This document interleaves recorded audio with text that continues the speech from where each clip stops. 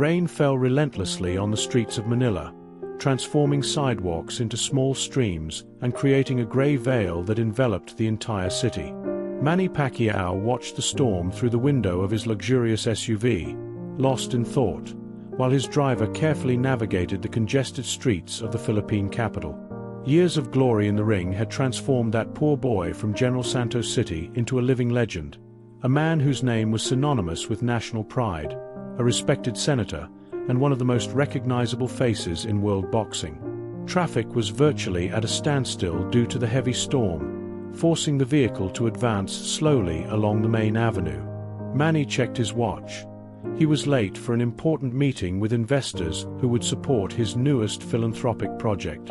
At 46, even having hung up his professional gloves, Pacquiao maintained a frenetic schedule, dividing his time between political commitments, business ventures, and his charity works that helped disadvantaged communities throughout the country. It was then that something caught his attention on the sidewalk. Among people sheltering under store awnings, a thin man, soaked by the rain, was rummaging through a trash bin looking for something that might serve as shelter from the downpour. There was something familiar about that man, in the way he moved, even now, visibly debilitated. Manny narrowed his eyes, trying to see better through the curtain of water running down the window. Pacquiao's heart raced when a lightning bolt briefly illuminated the sky, revealing the worn features of that man. It was impossible, thought Manny, feeling a knot form in his throat. Time had been cruel to that face that, years ago, was known throughout the international boxing circuit.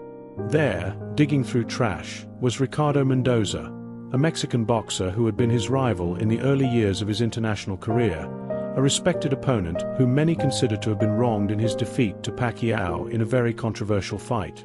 Without thinking twice, Manny ordered the driver to stop immediately. The memory of that fight, almost 20 years ago, still weighed on his conscience.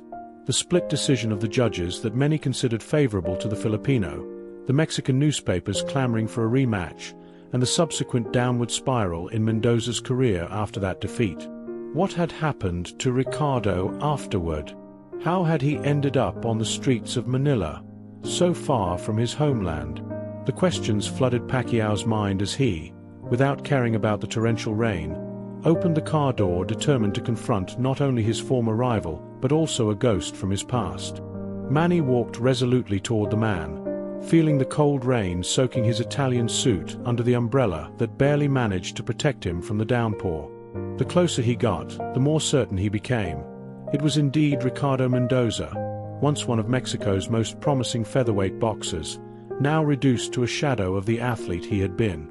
The once defined face was swollen and marked not just by the scars of the ring, but also by years of hard living. His eyes, which once burned with a champion's determination, were now opaque, sunken in deep hollows.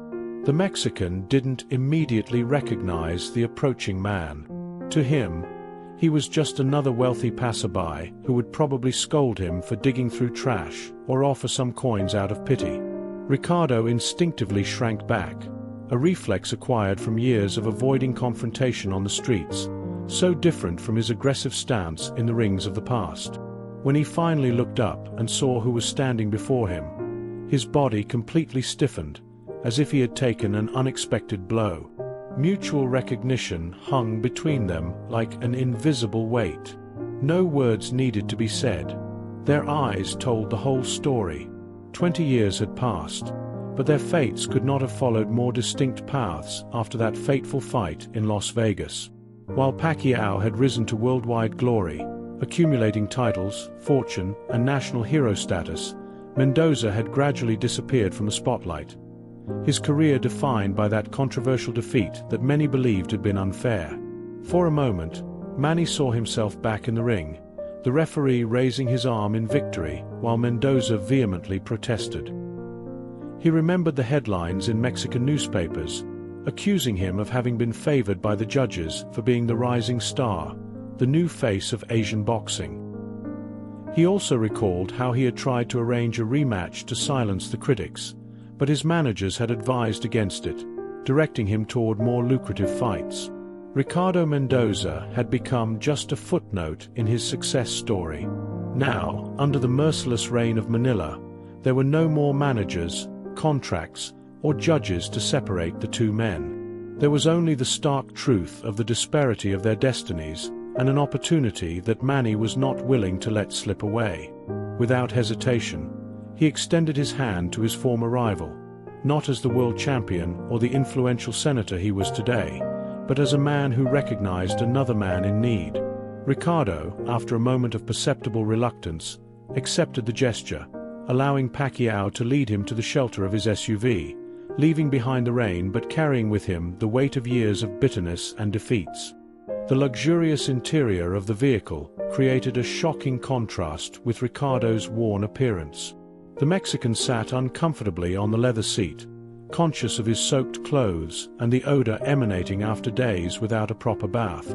The driver observed the scene through the rearview mirror with evident disapproval, but a firm look from Manny was enough to silence any objection. Pacquiao instructed the driver to cancel all his appointments for the day, including the important meeting with investors. Some things were more important than business. During the journey, Manny discreetly studied his former rival. Ricardo seemed aged far beyond his 50 years, with grey and thinning hair, his hands, once precise weapons in the ring, now trembling and marked by scars. The silence between them was loaded with unasked questions, untold stories. Pacquiao tried to imagine what path had led an Olympic athlete, a Mexican national pride, to end up on the streets of a foreign country, so far from home and the glory he had once known. The streets of Manila were left behind as the vehicle headed toward Forbes Park, the most exclusive neighborhood in the capital, where Manny maintained one of his residences. Ricardo looked out the window with a mixture of admiration and bitterness as they passed through the mansion gates. It was as if, at that moment, all the abyss between their destinies materialized concretely. Pacquiao's fortune, his meteoric rise after that controversial victory, contrasted cruelly with his own downfall. The house staff received the unexpected visitor with professionalism, although their glances betrayed surprise at seeing their boss bringing a man in such deplorable conditions. With surprising dignity, Ricardo accepted the offer of a hot shower and dry clothes, while Manny personally arranged for one of the guest rooms to be prepared. The world champion also sent for the family doctor to be called immediately, as he had noticed the persistent cough and feverish tremor afflicting the Mexican. Hours later, clean, medicated, and fed for the first time in days, Ricardo seemed slightly closer to the man he had been. Sitting on the mansion's spacious veranda, sheltered from the rain still falling outside, the two former rivals finally began to fill the void of 2 decades. The story Mendoza narrated was one of classic boxing tragedy. After the defeat to Pacquiao, his career had declined, with promoters losing interest, more lucrative contracts evaporating, and a succession of defeats that pushed him into increasingly less important fights. The money earned in the glory days had quickly been depleted through unsuccessful investments, opportunistic friends, and, eventually, addictions that sought to dull the pain of failure and lost opportunity. Days turned into weeks, and Ricardo remained in Pacquiao's mansion, initially reluctant to accept charity from his former rival, but gradually recovering not only his physical health but something of his lost dignity. Manny had insisted that the Mexican stay as long as necessary to recover completely, providing the best doctors, nutritionists, and even a therapist. More than that, the Filipino champion spent hours talking with Ricardo, discovering that, despite the abyss that life had created between them, they shared much more than just a past in the ring. During these conversations, Manny discovered that Ricardo had tried to rebuild his life after forced retirement from boxing. He had opened a small gym in Mexico, using his remaining savings, dreaming of training new talents. For a few years, things seemed to improve. He even got married, had a daughter, and found some purpose in passing his knowledge to young pugilists. However, a series of misfortunes, beginning with his wife's death from cancer and culminating in the bankruptcy of his gym during the economic crisis, had triggered a downward spiral from which he couldn't escape. The most painful revelation came when Ricardo explained how he had reached the Philippines. In a last desperate effort to start over, he had accepted a job as a trainer at a boxing gym in Manila, brought by an old contact from the boxing world who had promised a good salary and decent conditions. The reality, however, proved to be quite different. The gym was actually a front for illegal betting, and when Ricardo refused to participate in the schemes, he was abandoned without money, without documents, and without contacts in a foreign country, depending on the charity of strangers until his pride had definitely pushed him to the streets. Each new piece of information about Mendoza's life weighed on Pacquiao's conscience. Not that he was directly responsible for the Mexican's misfortunes, but he couldn't help thinking about the role that controversial judge's decision had played in his former opponent's fate. If the decision had been different, if the rematch had happened, perhaps Ricardo would have had the chance to prove his worth, solidify his career, and secure his future. It was an uncomfortable reflection for someone who had built an empire on victories that, in some cases, others might question. As Ricardo regained his strength, Manny noticed something surprising. The Mexican's technical knowledge about boxing remained extraordinary. During the mornings, when Pacquiao trained in his private gym, Ricardo occasionally commented on the technique of some of the young fighters who came to train with the champion. His eyes still had that special gleam when he talked about foot positioning, angles of attack and defense, combat strategies. It was as if, in those moments, the Ricardo Mendoza of the past, respected and confident, briefly resurfaced from the ashes of the broken man they had found on the streets. One morning, while observing Ricardo discreetly guiding a young boxer on how to perfect his jab, an idea began to form in Manny's mind. It was a bold, potentially controversial idea, but one that could offer redemption for both of them. Pacquiao had invested millions in building training centers throughout the country, part of his mission to discover and develop the next generation of Filipino talents in the sport. His latest project, a state-of-the-art complex in Davao, his hometown, was about to be inaugurated, lacking only a name to fill the position of head coach.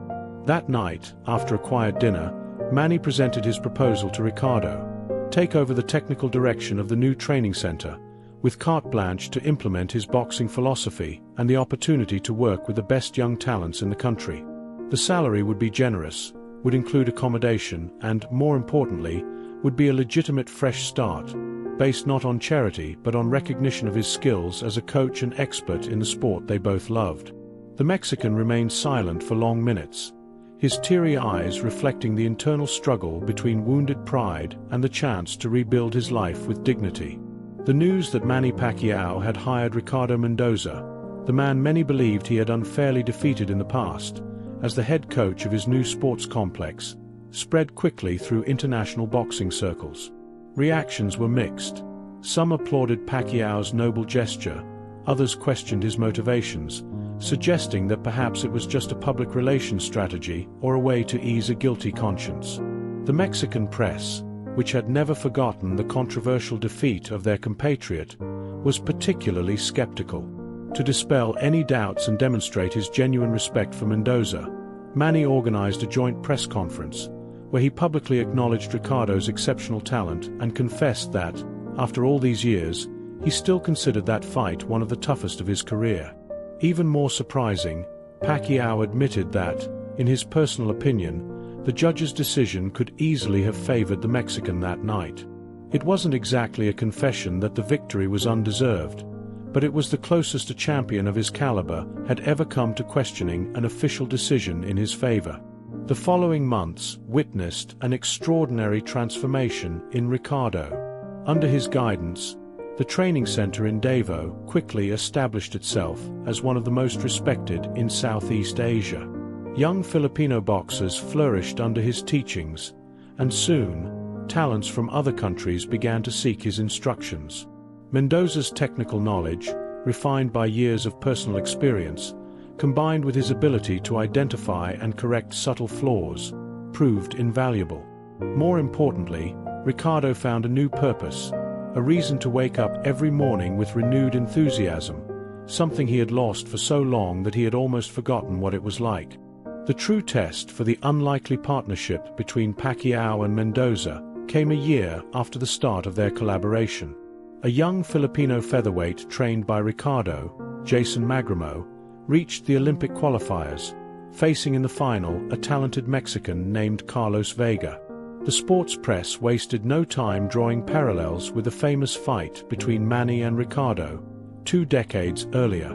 This time, however, it was Mendoza who would be in the corner of the Filipino fighter, guiding him against a Mexican compatriot, an irony not lost on commentators. The fight was broadcast live in both the Philippines and Mexico, drawing record audiences in both countries. Behind the scenes, before the combat, Ricardo faced a whirlwind of contradictory emotions. On one hand, he felt immense pride for his Filipino pupil, a determined young man who had absorbed his teachings with extraordinary dedication. On the other, he couldn't completely ignore the connection with his country of origin, especially when young Vega was evidently a product of the same Mexican boxing school that had formed him.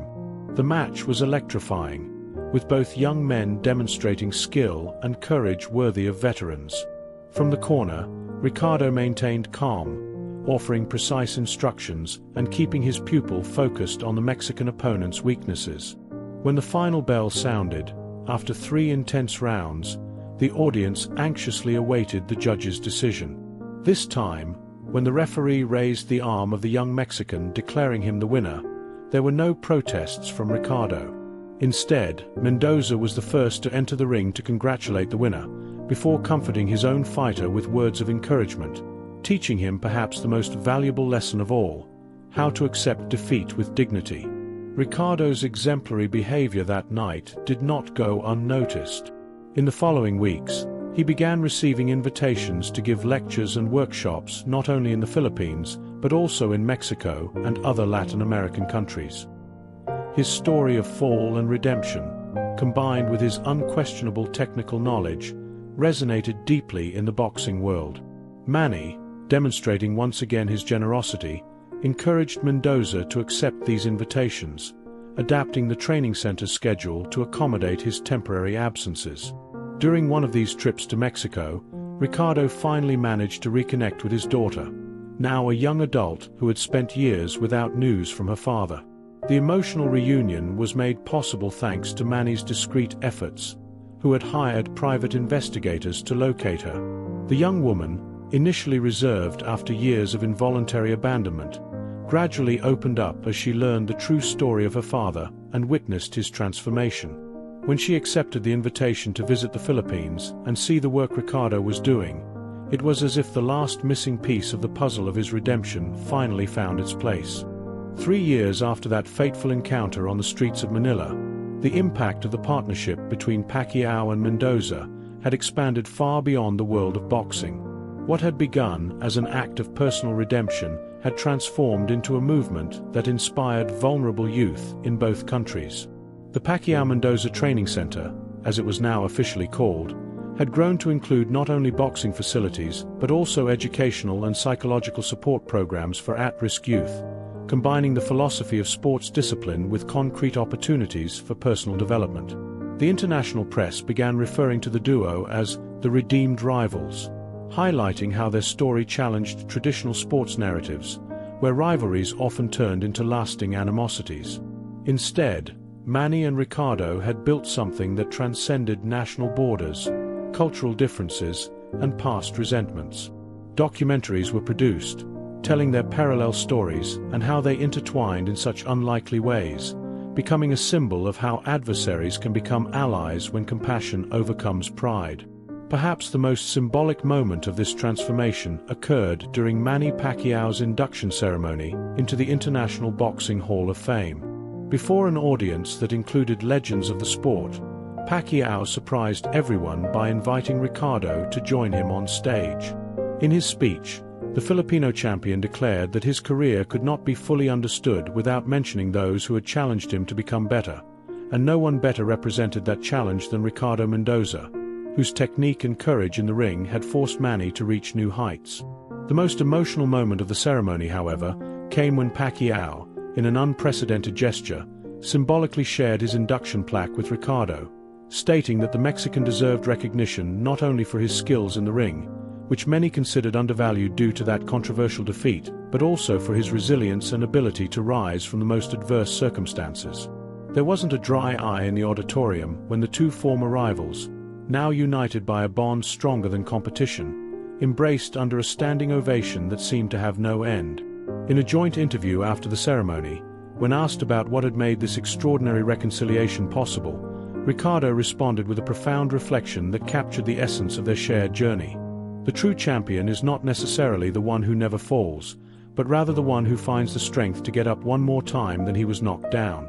This principle, he explained, applied both to the ring and to life, and was the most valuable lesson that both tried to convey to the young people they trained. Manny completed the thought by observing that, in the end, boxing was just one chapter in their lives. What really mattered was the legacy they would leave beyond the ropes of the ring. On the eve of the 5th anniversary of their partnership, Manny and Ricardo found themselves in the mountains of Baguio, where a new high-altitude training center was being built. Sitting on a deck overlooking the verdant valley, away from the pressures of public life, they reflected on the incredible journey they had traveled together. The sun was slowly setting, painting the sky with shades of orange and red, a natural spectacle that seemed to emphasize the serenity of the moment shared between two men who had known both the peak of glory and the depths of the abyss. That morning, they had received news that their joint rehabilitation program through boxing for former drug addicts and homeless people would be expanded to 10 additional cities in the Philippines and 3 in Mexico, with funding guaranteed by an international coalition of sports organizations. It was the consolidation of a dream they had carefully cultivated, inspired by Ricardo's own story, the living proof that even in the most desperate circumstances, the right opportunity could trigger a profound transformation. The conversation that afternoon drifted to more personal topics, with Ricardo sharing his joy at learning that his daughter had decided to move permanently to the Philippines to work as an educational coordinator in the program. Manny, in turn, confessed that, among all the achievements of his extraordinary career, the world titles in 8 different weight classes, the accumulated fortune, the political recognition, nothing brought him more genuine satisfaction than seeing the fruits of the work they were developing together, transforming lives one at a time, just as Ricardo's life had been transformed on that rainy day in Manila. As the first stars began to dot the sky, Ricardo extracted from his pocket a small object he carried with him as a talisman, a Philippine coin soaked by the rain that he had found on the ground at the exact spot where Manny had found him 5 years earlier. The Mexican explained that he kept it as a reminder of his lowest point, but also of the moment when his destiny had completely changed. With a serene smile, he extended the coin to Pacquiao, stating that he no longer needed that material reminder. The lesson was now permanently engraved in his heart. Manny accepted the coin with reverence, understanding the profound significance of the gesture. In exchange, he removed from his own pocket something he had also carried for years, the judge's scorecard from that controversial fight 2 decades ago, where he had noted his own honest round-by-round scoring. The yellowed paper revealed what Pacquiao had never publicly admitted. In his own impartial assessment, Ricardo had won that fight by a small margin. Without words, the two men exchanged those symbols loaded with history, sealing a silent pact of truth and reconciliation that transcended any public declaration. As night advanced over the mountains of Baguio, Manny and Ricardo remained side by side, contemplating not only the path traveled but also the future they would continue to build together. Their lives, intertwined in such an unlikely manner, had become a powerful testimony to the forces that truly mattered beyond the fleeting glory of championships: compassion, forgiveness, resilience, and the courage to extend a hand when it would be easier to simply look the other way. And perhaps that was, after all, the greatest victory either of them could aspire to, one that would not be recorded in sports statistics or counted in champion belts, but that would echo in the lives touched by their unlikely friendship, long after their names were just footnotes in the history of the sport they both loved so much. If you like this kind of story, leave your like and subscribe to the channel so you don't miss out on the next videos.